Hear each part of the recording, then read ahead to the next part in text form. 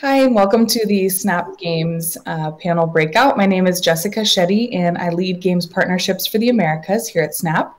I'm joined here by three panelists this afternoon, and I'm going to pass it over to them to introduce themselves, their company, and the games that they have on our platform, and then we'll get started. So Matthew, over to you. Hi, I'm Mathieu Lavergne. I am leading strategic partnerships for Voodoo. Voodoo is a mobile gaming company. We are the pioneer in hyper-casual game, and we have successfully published 100 plus of these games with a cumulative download of more than 5 billion to date. We are currently having Aquapark that is being a great success on the platform. Hi, and I'm Matthew Wiggins. I'm co-founder and CEO of Mojiworks. We're a startup completely dedicated to games for these kind of new sorts of social platforms. We've got Ready Chef Go on Snap Games since just at the end of 2019, which has had over 65 million players so far, so we're pretty happy with that.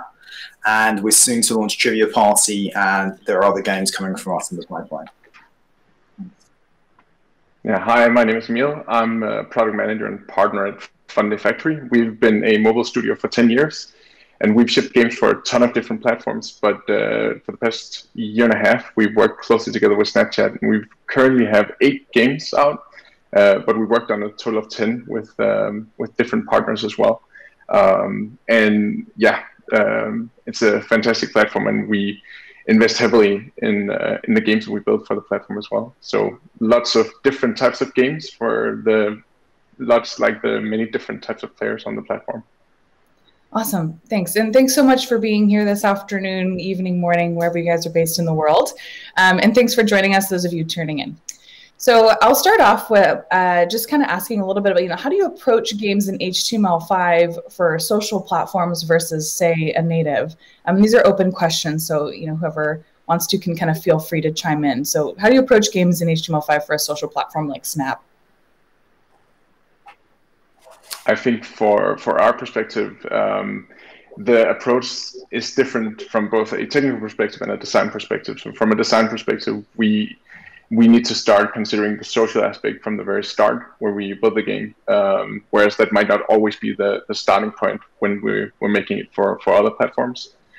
And from the technical perspective, we're using different engines and different sort of tool sets and mindsets.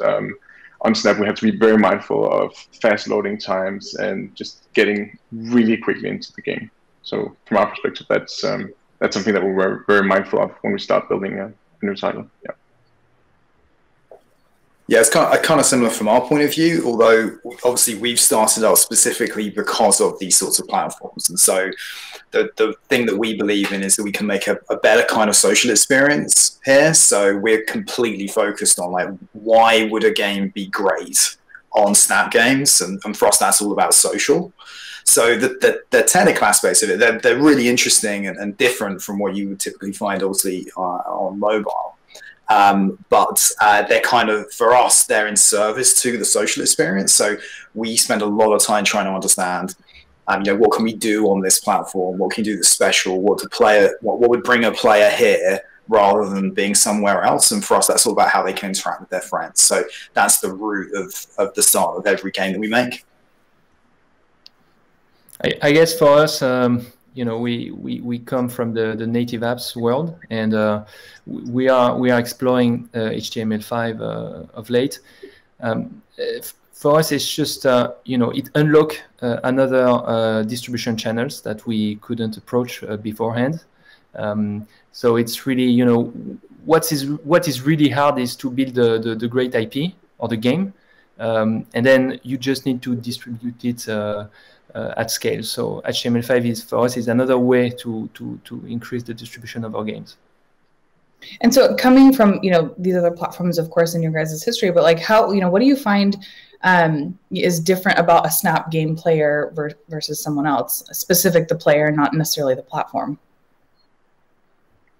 I think Snap players are they come into the experience with the expectations of social being right at the center. So if you're in chat, there's the tiny little rocket and you tap it, and then in that group context, you're ready to go. So that for us as developers, gives us a lot of like things that are normally hard on other platforms, like matchmaking or adding a friend, and maybe not like need to type in a weird code. You need to create an avatar, and they need to buy into the game. Like all of that is just like pushed aside, and what's left is like there's a little notification on your friend's phone saying like, "Hey, Jessica wants to play with you," and that's the immediacy of it. I think that's really drawing that allows us as developers to skip a lot of the stuff that's usually where we can see players on other platforms that just drop off. So there's way less friction in the social experience here. Cool. So I think probably all three of you have used Bitmoji to some extent. I'd love to kind of hear about your experience adding it to your games and what kind of impact it's had on your games or your players and how people are interacting with it. I think, like Emil said there, is that because these games are played inherently, in this social space where most of the players already have Bitmojis, they've spent time customizing them, and they often go back to them and continue to personalize them. That it means that as soon as they enter the game, we can represent them and their friends in that extremely familiar way. And so for us, like immediately they've got some sense of kind of ownership and personalization over the game. So it's completely frictionless in that way, which really kind of amps up what we're also getting from HTML5 and the fact that the whole experience is kind of seamless. And the integration of that was super easy, actually. And we use Play Canvas as the engine and editor, so we get a lot of support straight out of the box, and the teams are super supportive in helping us do this stuff. And of course, we don't have to create a whole avatar system in our games. We get to benefit from the work of all the teams at Snap. So I think it's a massive win. It's a really big reason for us making games here. And all of our games, you use that as the player avatar system. Yeah, definitely like to echo that. We're also using Play Canvas, and the amount of support and just ease of use with the Bitmoji system is really great. So that, as Matthew said, like that just allows us to skip a lot of very complex systems. So even something like, hey, your friends are in the game. We don't necessarily need to call them out on a map, because they already know what their friends look like. So the call-outs and the systems we can create to sort of support the social elements become simpler as well. Where in other games, you would need to like show them not only, your friends are playing, but also here's what they look like, and they're over there, and they have like this weird username in this game. So again, like way less friction in the social interaction.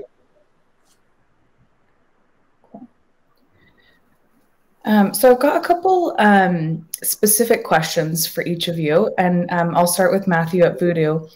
So Aquapark has been quite a success on the platform. I would love to hear your thoughts on like what are some of the key factors that have led to its success for you guys.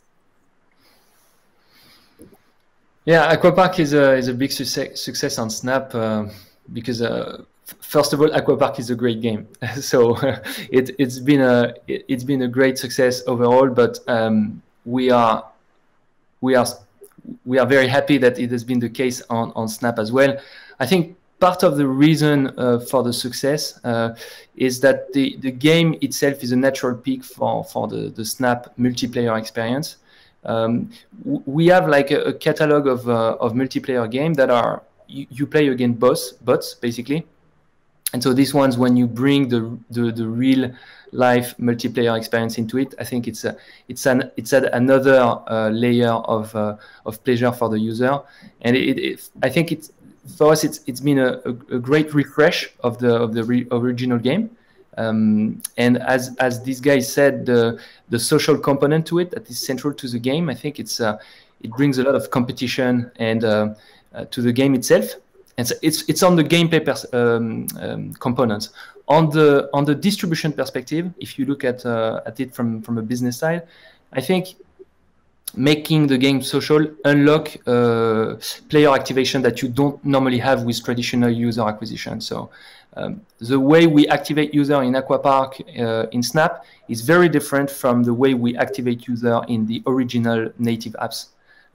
Because of the social dynamics where you can activate player from another channels. Cool, thank you. So this question's for Matthew over at MojiWorks. So what made you guys decide to kind of fully invest in HTML5? You mentioned this earlier in our conversation as a company, and Snap Games, and invest in Snap Games as well. Sure. Well, we started out with the idea that as we could see that social apps were beginning to open up as platforms, and that potentially those were amazing places to create a new kind of mobile game that would be inherently social for all the kind of the reasons that Emil was talking about, right? It's like it's seamless. As soon as you play, you're with your friends.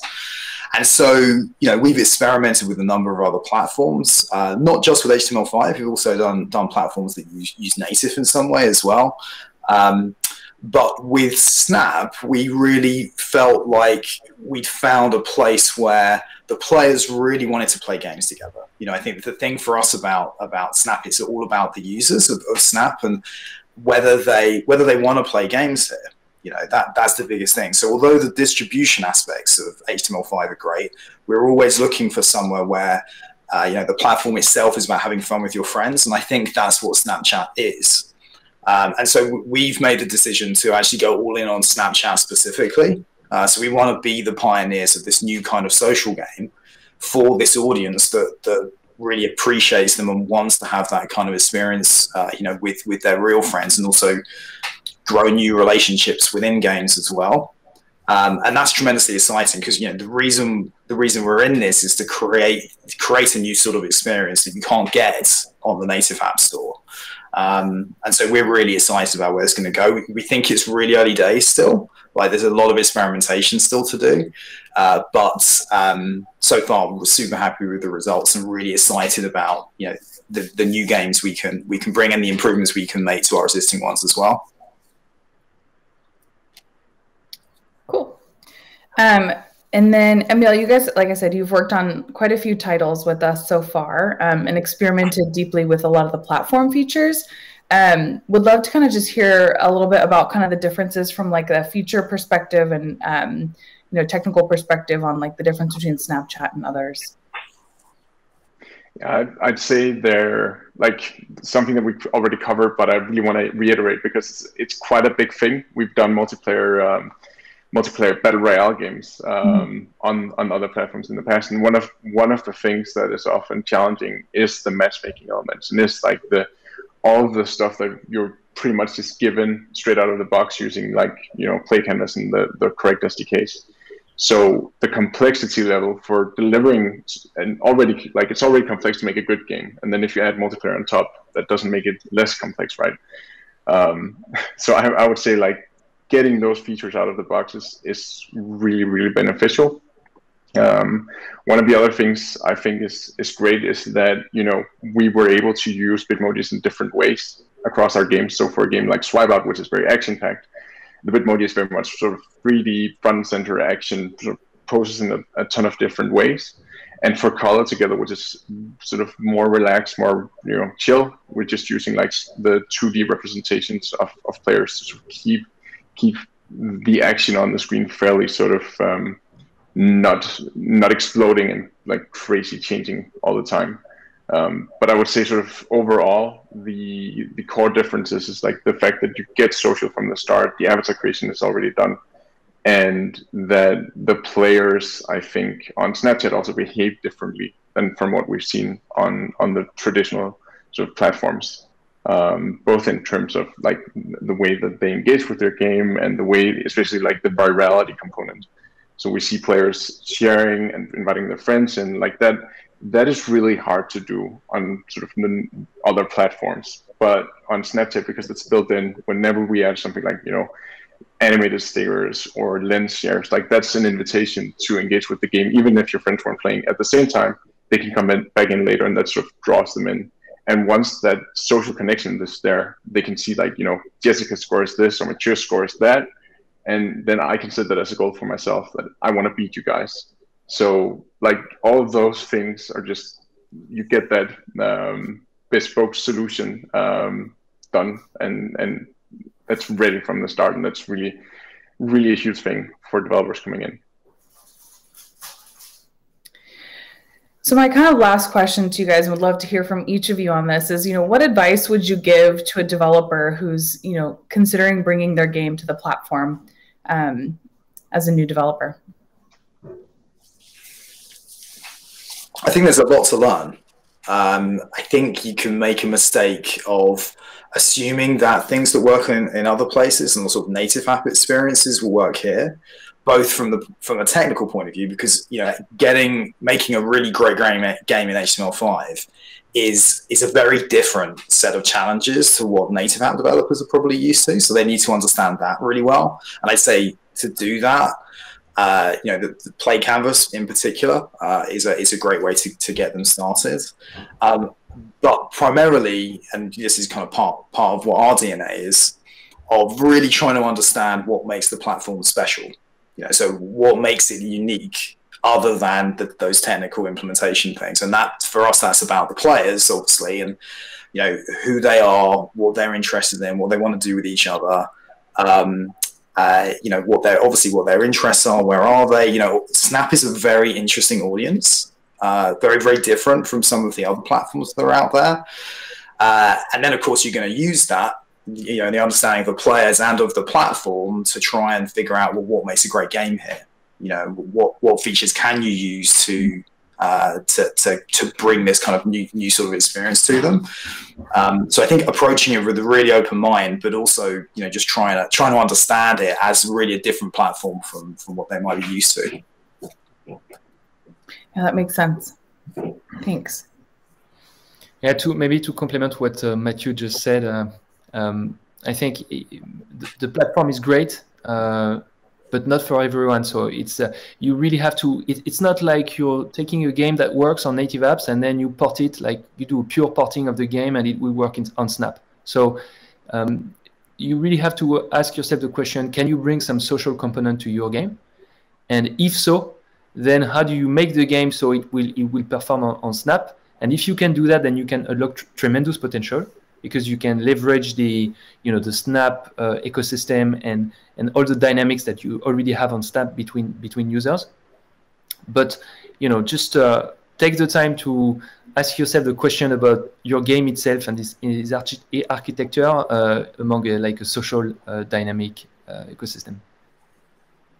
Yeah. I think Matthew covered it quite well. Make sure that you look at the ways to support virality is something I would give as a recommendation, and that I think should come from that your starting point from when you're building your game, that needs to come from a social point of view, because at the end of the day, that's a platform where we're pushing our games to, right? So if you try to put something out there that's just very much not a social experience, it's probably not the right fit. So look at your game and if you're starting a new production specifically for Snapchat, leverage all the tools and put social in there from the start. If I could just pick up a point both you guys made as well, is that one of the strengths of the Snap Games platform is that the quality level is generally high. Like the stuff that Funday make and Aquapark, these are good quality experiences that you can see have had love put into them, and they've had that degree of thought in how can they be great on Snap Games. And I think that's a big strength. Strategically, that's a big strength of the platform in comparison to some other platforms that are out there. So to keep raising that bar, to just try and make these really high quality experiences that you don't see them as being HTML5 games. You see them as just being a great mobile game, but with this unique social component. I think that's really important, and that's a really good thing about the platform and understanding what's going to make a great game here. Yeah, and I'd also add that making sure you don't just build the game and figure now it's out and I'm going to let go. In that way, the approaches that are tried and true for other platforms are also that's also something that works really well here.